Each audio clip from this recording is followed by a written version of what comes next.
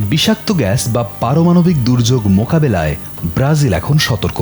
Rio de জেনেরিওতে সম্প্রতি ব্রাজিলের বিমান বাহিনী এক বিশাল সামরিক মহড়া সম্পন্ন করেছে, যা মূলত পারমাণবিক, রাসায়নিক এবং জৈবিক দুর্যোগের মতো উচ্চ ঝুঁকিপূর্ণ পরিস্থিতি মোকাবেলার জন্য ডিজাইন করা হয়েছে। গত ২৭ এপ্রিল থেকে আগামী ৮ মে পর্যন্ত রিও ডি জেনেরিওর আফনসোস বিমান ঘাঁটিতে এই বিশেষ মহড়া চলছে। এই মহড়ার মূল উদ্দেশ্য ছিল, যদি কোনো এলাকায় মারাত্মক রাসায়নিক গ্যাস বা তেজস্ক্রিয়তা ছড়িয়ে পড়ে, তবে সেখান থেকে কিভাবে সাধারণ মানুষ বা আক্রান্তদের নিরাপদে বিমানে করে সরিয়ে নেওয়া যায়।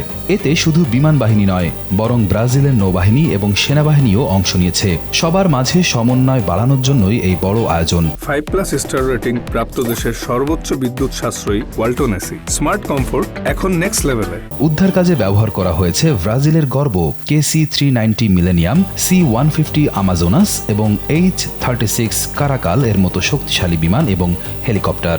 সেনাবাহিনীর বিশেষ দলগুলো গ্যাস মাস্ক এবং সুরক্ষিত পোশাক পরে আক্রান্তদের উদ্ধার করে বিমানে তুলেছে। এটি ছিল মূলত জীবন মৃত্যুর সন্ধিক্ষণে কিভাবে দ্রুত সিদ্ধান্ত নিতে হয় তারই একটি বাস্তবসম্মত মহড়া।